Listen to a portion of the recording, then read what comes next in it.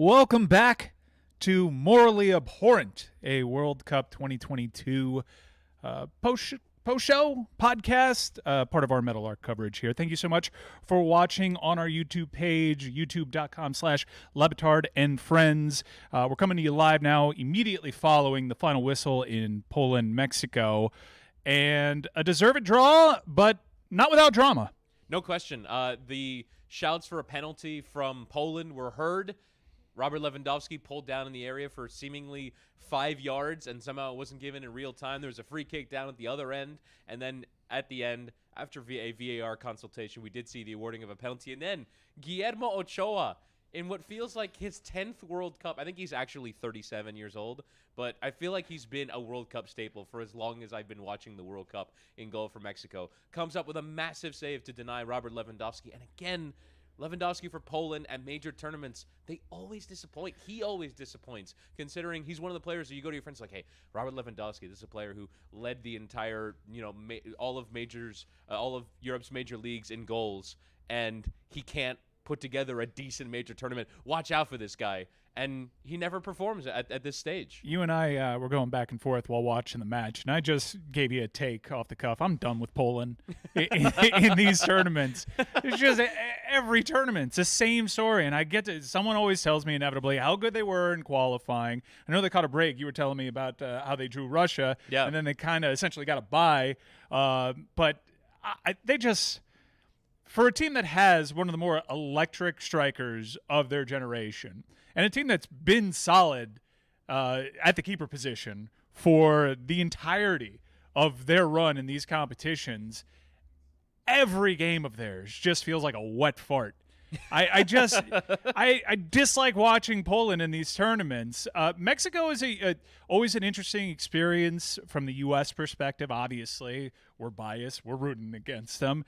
But I don't necessarily have the same connection points. This team's been going through a bit of a transition, and I know they've been bit by the injury bug. This doesn't seem like Mexico's best shot, Chris. Yeah, I mean, if you look at in the past, they always have a couple players that has sort of been around for a while. You know their stories. Chicharito has been that guy for the last couple of World Cups, and one of the most hyped Mexican stars. He's been a staple for that team, and honestly, would probably get in this team now. Yeah. We have to remember that Chicharito Hernandez had a falling out with the manager of Mexico after an off-the-field issue where I think some Mexican players were having a party that they weren't supposed to. And basically, the manager, Tata Martino, said to him all you have to do is apologize, and you'll come back in the team.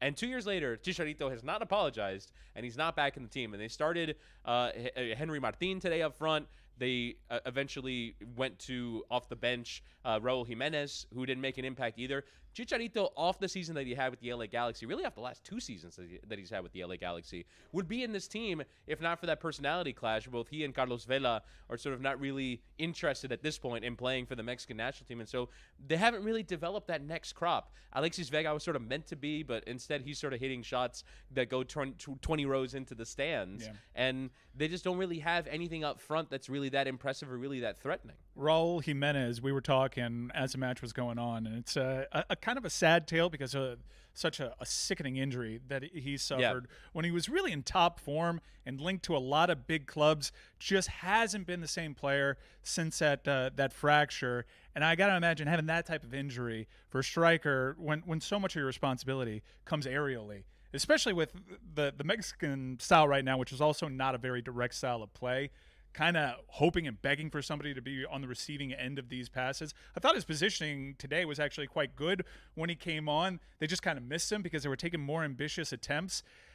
Do you think the complexion of this game changed any with the shocking result that we saw this morning, considering it's the same group? Yeah, so, and we'll get to it, Argentina lost to Saudi Arabia, which was an extraordinary result. And yeah, I think maybe, so Mexico and Poland were sort of the two teams. It's sort of similar to the U.S.-Wales dynamic, where you expect Argentina to finish top, and then just like you finished England, you expect England to finish top of the Group B, and the USA and Wales are fighting out for second. In this group, it's Argentina top, Mexico and Poland battling it out for second, and instead what we now see is Saudi Arabia top after match day 1, Mexico and Poland on the 1 point, and Argentina on none. But yeah, maybe Argentina dropping that result to Saudi Arabia means, well, if these two teams take care of business and win their last two games. Though they're both going through, so why throw away a point and really go for it here? That being said, I still think Mexico were trying to go for it.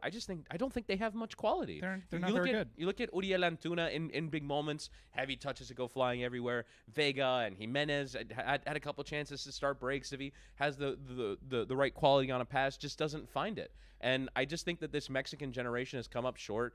Tata Martino hasn't really accentuated their best traits. He sort of plays a different style than the average Mexican manager does. And so it's just not a good mesh of talent and coaching right now. And I expected Mexico to go out in the group going into this, and I still kind of think that, even though Argentina lost to Saudi Arabia today. It's been a storyline south of the border, but Tata not really connecting to some of the best available players of this generation. The fact that Vela and Chicharito kind of seem disinterested in playing in the World Cup and more interested in having, for what I would admit, epic Call of Duty reaction videos on Twitch. So I think I'm quite happy that Chicharito is staying home, but it's just a bummer because this isn't the Mexico that I feel like the U.S.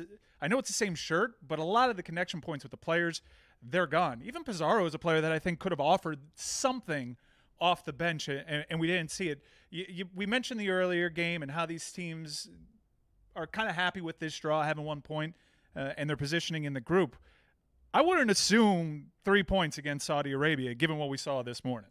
Agreed. And, you look at the stats at the end of the game. It doesn't make any sense what happened, but Saudi Arabia put an enormous effort into that game. They had an intensity level on a running that I just didn't expect. And it's sort of, we talked yesterday, and we had some old takes exposed, worthy comments yesterday about how the teams that broke for training camps looked really bad, Iran and Qatar being the two main ones. It seemed like Saudi Arabia went through like a conditioning crash course for the last 2 months. Yeah, something was going on. Right. Or some other regime was going on in order to get them in the sort of shape that they were in, because they did a ridiculous amount of running, and they sort of closed down a lot of areas for Argentina, who had probably two really good chances. The keeper, Alois, makes a great save from Lionel Messi when he was in behind, and then a second great save on kind of ball that pinged around the area, and eventually a shot comes in from like 4 yards out that he eventually makes a save on. But I don't really think that Argentina opened up Saudi Arabia that much. They scored from a penalty, which is a huge chance generator. It was kind of a soft one that was given on VAR very early in the match. And Argentina now look in a precarious position, but Saudi Arabia now, it's not sort of right 3 points on the board, which I think was the feeling about them going into the tournament. If I listened to a bunch of previews, I read a bunch of previews, and the feeling was this is as easy of an opponent as you will have at the World Cup, and then they only go and beat the second favorite. How many offsides did Argentina have in that first half? 3. 3? Yeah. It felt like 12. I watched back the highlights to try and count them. I only counted the ones that directly led to goals. Okay. So there was 3 that directly led to goals, and like by the fourth one, Lautaro Martinez puts in the back of the net, and the crowd barely even reacts because they're just looking over to the assistant referee like, all right, we know what's coming. We know that this is not going to count. We know that our joy is going to be very short-lived. When you run into a team that is so successful early on with the high line and that offside trap, it kind of felt like it got in Argentina's heads a little bit. We did not see the same sort of aggression, but also there's a lot of intangible stuff that's weighing on Argentina, like the pressure, the immense pressure that comes in as one of the top 2 favorites entering this World Cup. I think that they have their work cut out ahead of them. As much as I want to knock Poland, it's still going to be a little singy, especially if they go into a game not wanting to concede. Well, and Argentina, we talked about pressure coming in.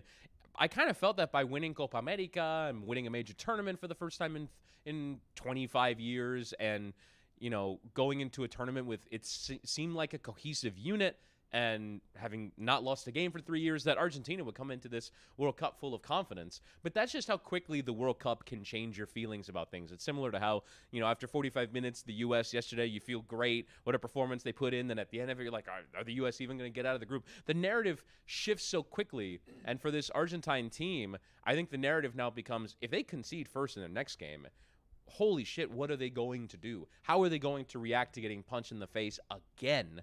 And that is a very distinct possibility, because Robert Lewandowski, for as much as he hasn't performed, is still a looming threat. The Mexican national team generally doesn't beat themselves. And so I think they've got a real problem. That was an irresistible force meeting an immovable object at that pen. And I thought, if you're watching the Telemundo broadcast, Cantor was absolutely in his bag. Oh, my God. Highlighting the SAR power. Certainly over here in CONCACAF, and I think if you're just tuning in every 4 years, you kind of know that Ochoa is a big deal, even though he doesn't register in the club seasons, really. I'm sure, like, the casuals are turning that on. I'm like, still Memo Ochoa? Really? He's still there. Still, the dude from the Mazda commercial? Like, how is he still out there doing it? And it was a brilliant psych job by the goalkeeper, fake one way, agile as we've ever seen still. He's 37. Unbelievable. I feel so old whenever I see him, and I'm reminded that he's younger than I am. But the good news for Mexican fans is I think the streak of being eliminated in the round of 16 is going to come to an end, because I don't think you're getting to the round of 16 this year. You got your work cut out ahead of you, and Saudi Arabia might actually be a Cinderella if they play like they did today. Trust me, I know that the keeper was man of the match, and you see that, you assume he had a performance for the ages, and certainly in Saudi Arabia it's going to be remembered, and that's going to be remembered as one of the great upsets. Second half, Saudi Arabia were the better team, in my opinion.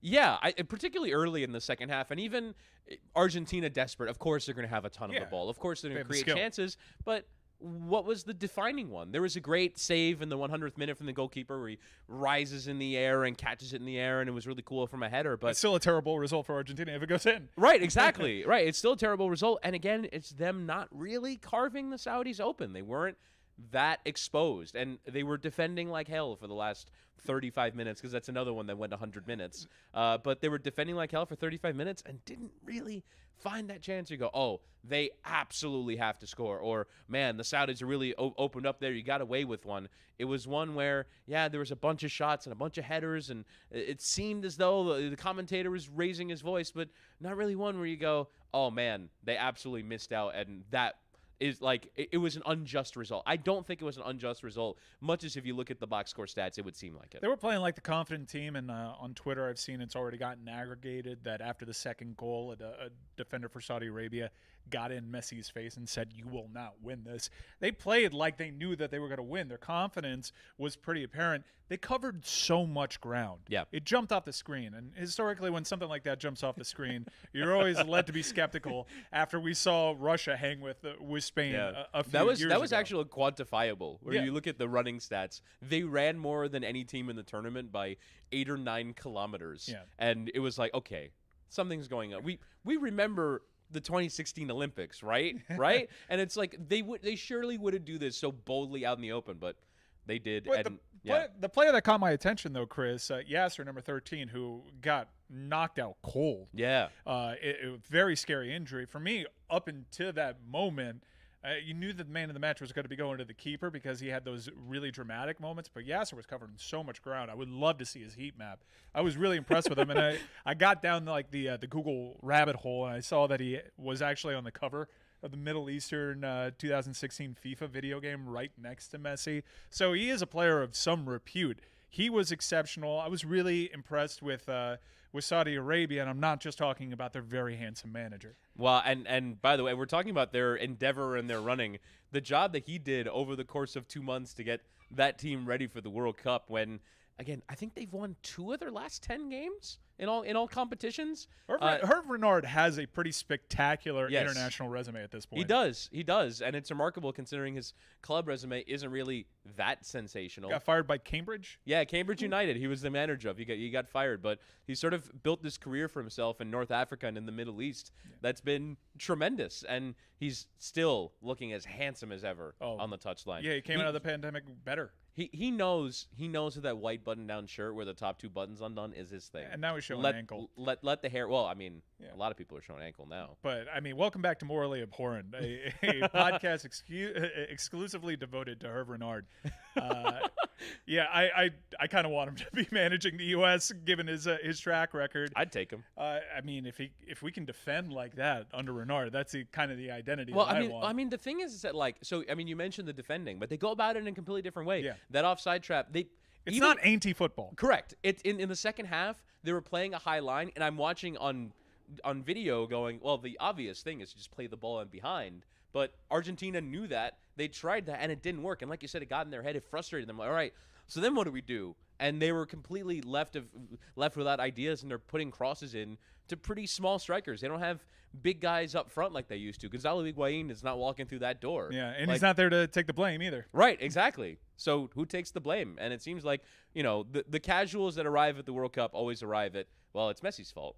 And honestly, it's a decent argument. He could have been better. He could have been better, and that's considering the fact that he scored the pen, and he had an assist before it was taken away from VAR. And if you see that animation again, I am so frustrated, Chris. Yes. I feel like people should be pounding the table for more transparency with these borderline offside calls.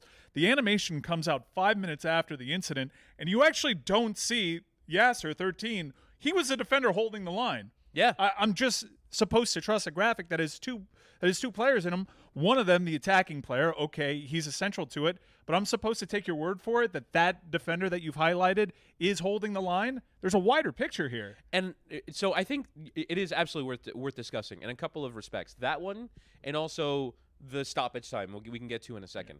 They're essentially solving problems that are not there. No one is saying, I mean, first off, the offsides line drawing. I remember when that was first introduced in the Premier League, where an offside decision comes and the referee, you can see the VAR drawing the point from the body, and then you can see the very small gap between them. We got used to the lines. Yeah. And then they're like, oh, what if we did semi-automatic? What if we did a 3D image that can actually prove that this player was offside? And they seem to implement this technology thinking this is going to solve a problem that everyone wanted solved. Finally, we get clarity on offside, and instead it's only led to more confusion. It's led to ones where you watch it on TV and understanding cameras lie, and that's something that we have to get used to as viewers. Cameras lie. However, they're bringing something where they can't produce the evidence. And I read online, Christina Uncle is a refereeing expert for CBS and also is an actual referee here in the U.S., said that the technology can't produce an image until 3 to 5 minutes after the decision has happened, which begs the question. How convenient. Well, why introduce that technology if you can't produce the proof until several minutes later, confusing the viewers and confusing people who are actually the match-going fans in the stadium? It's like they're actively trying to confuse and alienate viewers in this pursuit of getting decisions 100% correct, which they might be, but that's still not satisfying as a viewing experience. So I want to keep in mind the fact that there may be a lot of people new to soccer watching this on our YouTube page or listening to this on the DLS main feed. The notion of the angles kind of lying to you. The one incident in question that we're mentioning, the Lautaro Martinez, what should have been his second goal, but it ended up getting VAR'd. No goals. Can you tell I bet a brace for Martinez? The angle. It obviously shoots in from the right corner of the stadium. It could be deceptive. We've seen through technology people kind of center that graphic, but from the images available to me in watching the international feed, which again is provided by the most corrupt organization in the history of sports, and to not feature what in my angle appears to be the player actually holding the line. I totally get someone just throwing their hands up, especially a more casual fan, and saying the whole thing is rigged. I don't quite go that far. I mean, HBS, who produces the World Cup, has a pretty sterling reputation, not just of doing the World Cup, but other major events. I think people started to feel this way because the first team that it benefited was Qatar. And so you're like, wait, what's going on here? Even though that was offside. Right, exactly, and even though this was probably offside, but I, I don't know.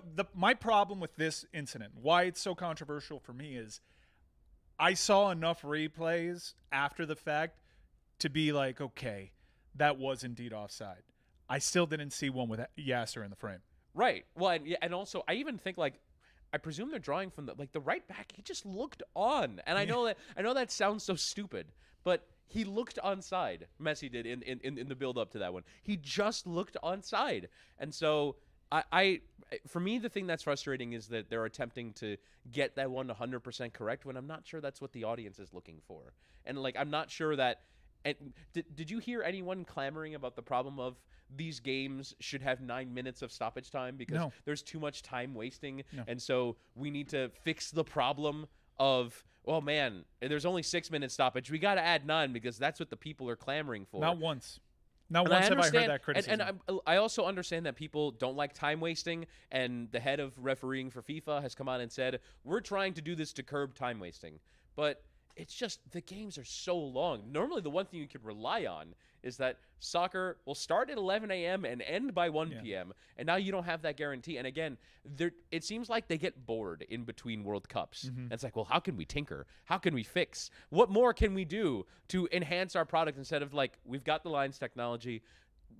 Basically, stoppage time is you and I are sitting on our couch and we play a parlor game. How long is stoppage time? And normally for this game, for Mexico-Poland, it would have been 3. And then I'm like, it's 7 at least, because that's just the new world order. You mentioned nobody clamoring for it. It's not changing the behavior yet. The intention is to curb time wasting. I get that. There is time wasting. For me, it's part of the gamesmanship of the game, but maybe that's a rationalization. If this is a step that we can take to improve the game, fine. And I've been alerted to it being the case in Turkey, but it's not the case in any of the other leagues. So this is going to take time for the players to adapt. We're not going to see time wasting cease during the course of this World Cup. They're planting seeds for future tournaments. I am not here for the growing pains. Yeah. It is an odd experience for me, and it's not making for more compelling games because I feel like we're just getting even more time wasting once we hit 90. Yeah, right, because you could sort of take advantage of stoppage time within stoppage time. Who's keeping track of this?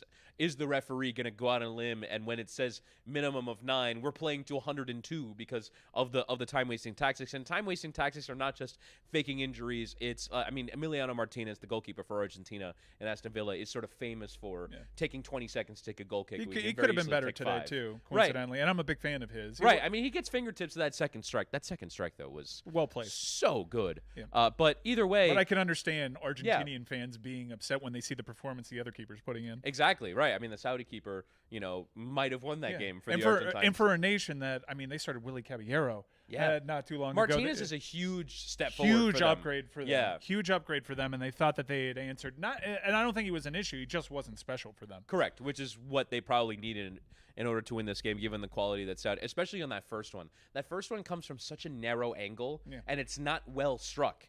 And so it's sort of, you always left wondering, positioning, enough explosiveness in the leap out to go and get it. But Martinez. But either way, he's sort of known for taking longer over goal kicks. And that's something that fans get frustrated by, and you understand it. But like you said, and this sort of comes from, I think, of a vagary of soccer.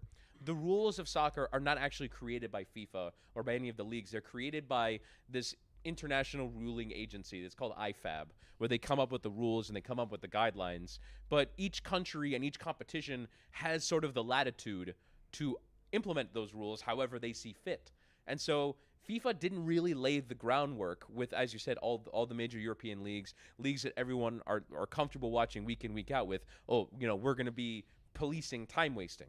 And so because they didn't, you get to this stage like, wait, why is there 11 minutes of stoppage? And that seems so insane. Normally that only happens after devastating injuries where players seek treatment and ambulances come on and the board comes out to lift the player off. Which we saw in Saudi Arabia and Argentina. Correct. And I think you also saw it in the Iran game as well with the goalkeeper who's eventually stretchered off. But that's not something that we're used to seeing. And that it sounds very stodgy and very because your only explanation is, well, that's the way we've always done it, but it's the way we've always done it. And no one said the games are too short. No one said offside isn't precise enough. If anything, people have been saying offside is too precise with the lines drawn. Now it's 3D technology. Let's be fair, though. In the moment, you're a City fan. I'm a Chelsea fan. There have been several times where I've been screaming at the TV. They're wasting time. Correct. And it's usually legislated by a card. But when people start that shithousery, you're never really going to see that time back. It's an effective method. There's a reason why teams continue to do that. So maybe I should reserve judgment for this. And I'm not. I think I'm being too frustrated with it. Let's accept the new reality. I think it actually opens the door up for more drama in these later moments, so we'll see. I'll reserve my judgment just a tad because, it is one of the things that shithouse teams take advantage of. There's no question. Correct. And maybe I am being a bit too, this is the way we've always done it. But also, it theoretically is in the advantage of the bigger teams, right? Because a lesser team is more likely to shithouse and do anything they can to eke out a result, and by making the game 11 minutes longer, you've given the opponent. Although, I mean, Argentina today had the 11 minutes and didn't really do much with it. And in theory, FIFA and any rights holder would desperately want Argentina to get something from the game, would desperately want Argentina to win any game, because the more you can slap Messi on, Messi versus Ronaldo. Like, we have this box here that was sent to us by Fox. Clubless Ronaldo now, by the way. Right, clubless Ronaldo, a free agent. Cristiano Ronaldo, it was announced about an hour ago that he is parting ways with Manchester United. So Ken Rosenthal was furious with the timing of Cristiano Ronaldo and Man United taking the attention away from Messi, Neymar. I mean, Pulisic is just for us, and Ronaldo are the people they put on the poster to try and promote big games. And if Messi's out in the group stage, that kind of hurt. Yeah, but I mean, that's a part of the world where they're very clearly trying to grow the game. There's a World Cup there, and now you can put Yasser up on there because I thought he was brilliant. So Denmark-Tunisia happened. That's all I have. That's all we got. That's all I got. That concludes our coverage of Denmark-Tunisia. Yeah, it would have been cool for Eriksen to score. I was rooting for that. He had a couple of chances to score. Yeah. That would have been awesome. Christian Eriksen. The second one that they came close on, that probably should have been put away. Yeah, but definitely not a game that will live long in the memory. I'm glad. Well, I'm not glad because I wasn't awake for the first half, but I'm glad that the 5 a.m. game was sort of an exciting one. If you're not going to wake up for the first 5 a.m. wake-up call, I have to question your passion for the World Cup. I mean, it's Argentina. It's Messi playing. It was presumably against an opponent where they were going to run them off the pitch and do it in very quick fashion.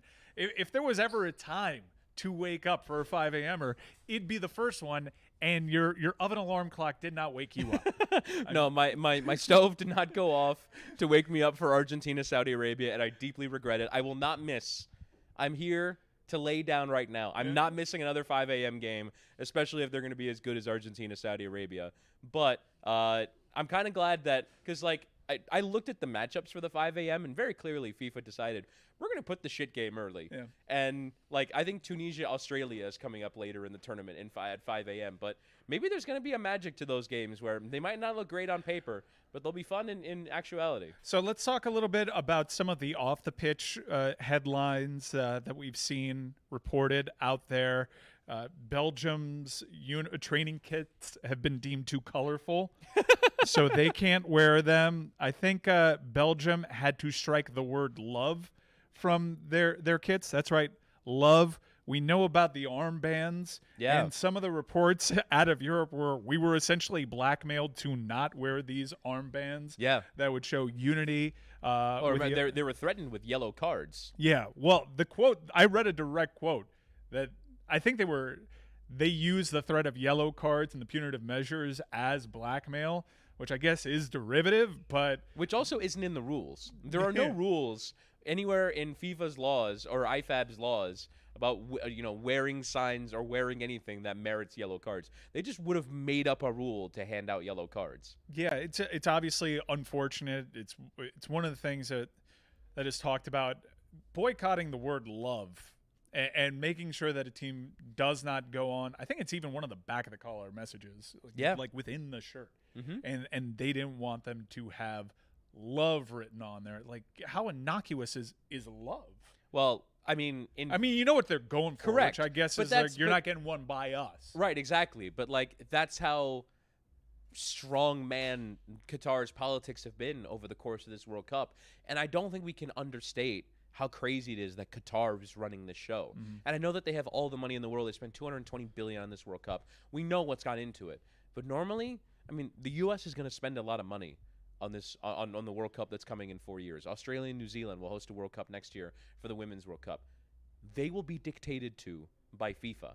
And if I were the U.S., I'd be like hell you are. Mm-hmm. Why do I get treated differently than the Qataris do? And all these local governments that have put in bids to host the World Cup are going to get bullied by FIFA, and they're going to want tax breaks, and they're going to want all this stuff. And if I were a U.S. sort of local city and a local government, I'd be like, no, you gave it to us already. In Qatar, you gave it to them and then followed their rules. Why am I going to follow your rules when this is how you're operating? It's crazy the degree to which Qatar couldn't even put on a face for a month. Yeah. They have so much FU money that they're not even going to put on a face for a month. They're going to be draconian. They're going to put together messages that are completely antithetical to Western culture, they're just gonna thumb their nose at everything that they're being asked to do. Normally in these sort of instances, right, Russia hosts the Olympics and the World Cup so that they can sort of look like a normal nation to the rest of the world and then invade Ukraine. Yeah. Qatar is dispensing with even trying to put something on for the world, put on a face for the world. They're like, no, you're gonna bend to our culture, we're gonna do things our way. And it's crazy the degree to which they're doing it. Have you seen the attendance numbers? Right, they're 8,000 higher than capacity. Every single match is 8,000 over capacity. When there's for empty this World seats, Cup. when there's empty seats in the stadium, people showed empty pictures today. I mean, there was a huge Saudi contingent, obviously given the proximity for the Saudi Argentina game this morning. But there's empty seats in the stadium, and it's wild. Like, and it's another one where it seems like you guys had 12 years to plan this. Obviously, thousands of people lost their lives to build these stadiums. And there's certain elements of the logistics, including the fan villages where you're staying in this plastic tent that basically traps heat, and you're having people sleep in what is essentially 90-degree heat, and it sort of looks like Fire Festival. The fan zones are still being built 2 days before the World Cup starts. There's so many elements where it's like, wait, you guys had 12 years to plan this. You have all the money in the world.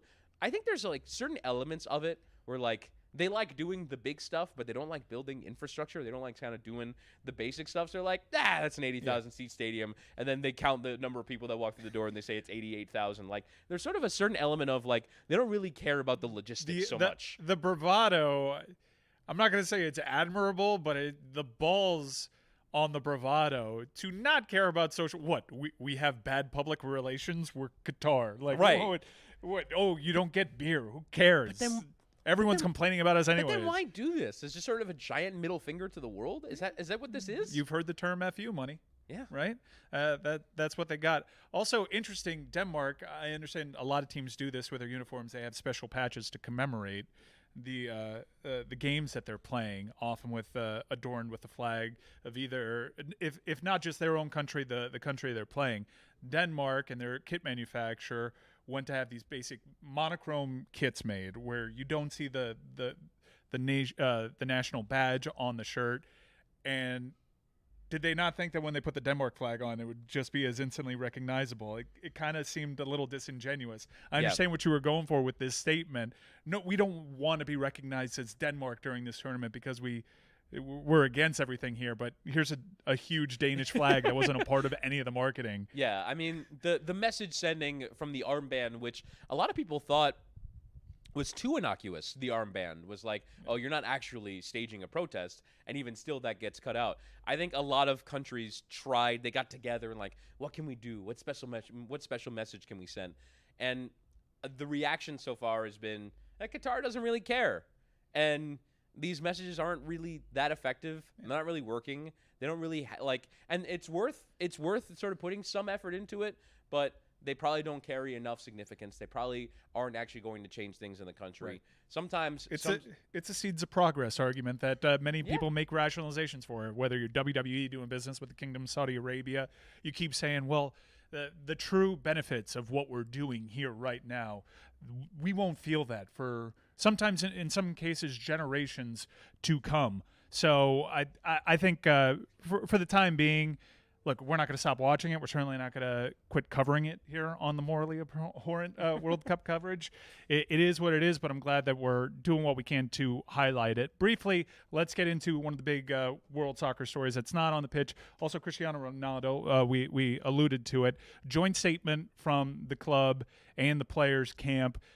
He is now clubless, a free agent, ready to move on wherever he like. He's a marquee name, and he wants to go to a marquee club. We were talking about the kind of season he's had and the type of player that he's had and the type of player he is right now with an efficiency below Fred on his own team. What do you make of this huge mess? He got his way, which is obviously why he took this optics L. Really bad publicity, but he forced his way out of United, Chris. Well, the thing that's interesting to me now is, well, what kind of club might he land with? Because in the summer, a team would have had to pay a transfer fee and his massive salary. So now that he's a free agent, which kind of club goes for him? Is it actually true that a major European club doesn't want him? That if you were to, of the 16 teams that remain in the Champions League, let's say 10 of them can actually win it.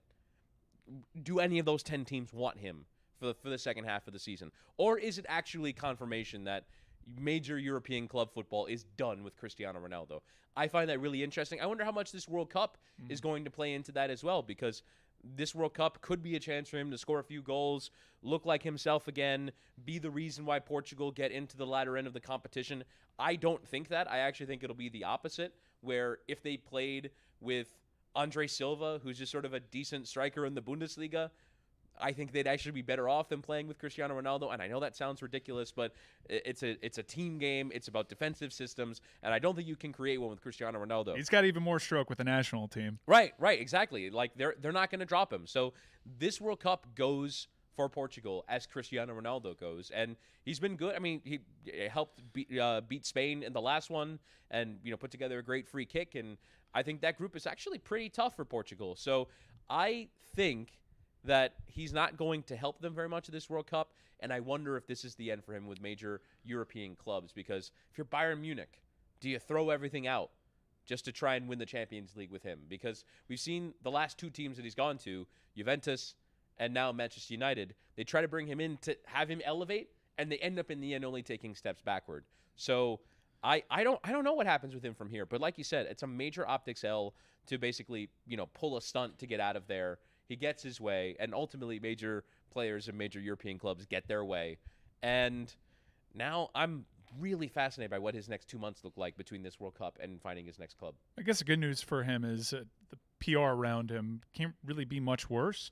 Yeah. So now his play on the pitch can kind of change the narrative, especially on this platform, on this grand stage. So if he contributes to some goals, remember he takes all the pens. He's got to make damn sure if he's on the pitch, he's taking all the pens. He can inflate some of those numbers a little bit. Let's briefly get into, before we wrap up, there's one more game to go. So in honor of those watching us live right now, let's preview the game upcoming in Australia and France. Obviously, one of the most electric players in the world is playing for France, but this is not a France team that looks the way that we had hoped entering this competition. Yeah, I mean, no Karim Benzema as expected. It'll be Olivier Giroud up top for them. The two-man midfield in behind the line of three is Tchouaméni and Rabiot. Rabiot is a player who's not really a great player, I don't think, despite the fact that he plays at big clubs. But, I mean, this lineup is still incredibly impressive. Dembele, Griezmann, Mbappe in behind Giroud. Tchouaméni and Rabiot in midfield. Luka Hernandez, Upamecano, Konate, and Pavard are your back forward. Lloris in goal. That's still awesome. And I think this Australia, really not since Tim Cahill have they really put a player that's been exported to Europe and been a decent player. Australia, if you look at them on paper, even their results in qualifying weren't great. Even the manner in which they qualified by beating Peru on penalties, I thought that they were the worst team on the day. I think France should probably take care of this pretty easily, which means, based on how I've predicted the World Cup so far, look out for Australia. Yeah, I'm not going to be taking your advice after the Saudi Arabia thing. I did not wake up to my account filled with money. I did not just set it and forget it. And given France's history of either chaos or trophies, yes, I'm going to wait and see, because Australia is a team capable of shithousery. Yes. And although dragging this one into the mud. I don't believe Andrew Redmayne's in goal, who is the goalkeeper. Aaron Moy's still out there. Yeah. And if you want to feel old, he's only 32. Aaron Moy plays for Celtic. Yeah, there's a few players that have been around for a while with this Australia team. But if you're a casual observer just getting into soccer, obviously Mbappe's a headliner here. It's an electric player. Surprised he's not on this box in the Neymar position. Well, they had to make room for Pulisic and the clubless Pulisic. Cristiano Ronaldo. They're actually, if we're doing this on form, there's quite a few players there that probably don't belong. But Mbappe is really the electric player to watch, even though the last time, look, there's a reason why he fought for Benzema, who was blacklisted from this team because of hard-to-believe scandals involving blackmail and sex tapes. Yes. Benzema has risen above all of that with his play for Real Madrid, certifiably the best goal scorer on the planet right now in form, picks up that injury.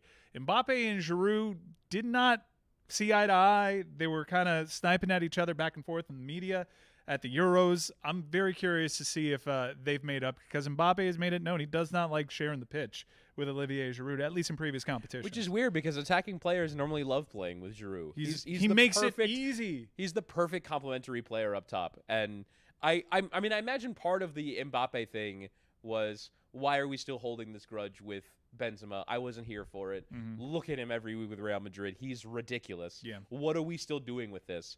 And he managed to convince him, and then unfortunately Benzema gets hurt right before the tournament, just as he had a brilliant season last year, got off to a good start this year, and then and one of the things you can count on him for was goals after 75 minutes. One of the most clutch players in Europe the last 18 months. Yeah. And not here for this tournament. Well, and it sort of goes back to the World Cup 2018 formula, which they won that tournament, but it wasn't always pretty. I wasn't a fan of what Mbappe did. I thought it was a little immature to snipe at Olivier Giroud, who's one of the great goal scorers to wear that shirt. I think he has an opportunity to catch up to Thierry Henry. Especially now that he's going to start at least the group stage. Yeah. Is he too off Henry or something? Yeah, he caught a lot of stick, obviously, because he was the goalless striker when France won the World Cup, but he does all the dirty work for a player that is so devastatingly handsome. He does all the dirty things and shies away from some of the highlight making stuff, although when he's on form, he's a pretty unstoppable player. Generally a good guy and seems to be a really good team guy. But Mbappe is a megastar, and he plays for a glamour club. Yeah. The club maybe picked up a few lessons from Neymar. He certainly acts like every bit of the superstar. Maybe that's the reason why he gravitated towards Karim Benzema. Might be the most power-hungry star in the world right now. And that's considering that Cristiano Ronaldo just, Piers Morgan his way out of a club. Mbappe is as power-hungry as there is in Europe in terms of wanting to dictate terms for his club. Literally had it written into his new contract extension at Paris Saint-Germain and then at France as well to try. I think he dictated terms with a sponsor that they were supposed to have that he didn't want to do a promotional photo shoot for. They ended up not doing it. But he is that damn good. Right, exactly. He is phenomenal. I mean, if you watched him in that group stage game against Argentina at the last World Cup, you're like, all right, whatever you need, Kylian, we'll do it. Yeah, let's see if Pavard has another moment of brilliance. One of the more electric goals in World Cup history. When random players that hit great World Cup goals. Shabalala. Oh, Ship Shabalala. For me, it's Giovanni van Bronckhorst in the Netherlands. Was it the semifinal? We were talking about the Maxi Rodriguez goal earlier too. There's a lot of brilliant strikes. Pavard, I think, is in that lore. So we're excited to watch the game. We'll be back at you. I know. It's a holiday season, but we're going to be giving you some more morally abhorrent tomorrow. We're going to take off for Thanksgiving. Happy Thanksgiving to everybody that's watching. But we'll be back at Bottle Blonde on Friday for USA England. I have already got reports that people are flooding Bottle Blonde now, knowing that the word's out that is a good soccer venue here in the market. So we're excited to see you. We got to protect our turf. Yeah, I think the turf is going to be smaller. I think people are going to be encroaching on the turf a little bit. A lot of great stuff going on at Metal Arc. And also, this is the debut week for Metal Arc's first major motion picture. Yes, Good Rivals. Documentary, which will debut Thanksgiving, Prime Video. So you can check that out. USA-Mexico, 3-part series chronicling the soccer rivalry and the political subtext behind it, behind the USA-Mexico rivalry. We got to see the first episode. We absolutely loved it, and we're very proud of it. You'll learn a lot. Even if you're a soccer fan, you'll learn a lot. Yeah, there's a lot of history in it, too. So make sure to check that out. Metal Arc's got you covered for this World Cup. Thank you for allowing us this indulgence, because we get geeked up about it despite it being a disgusting moral suck.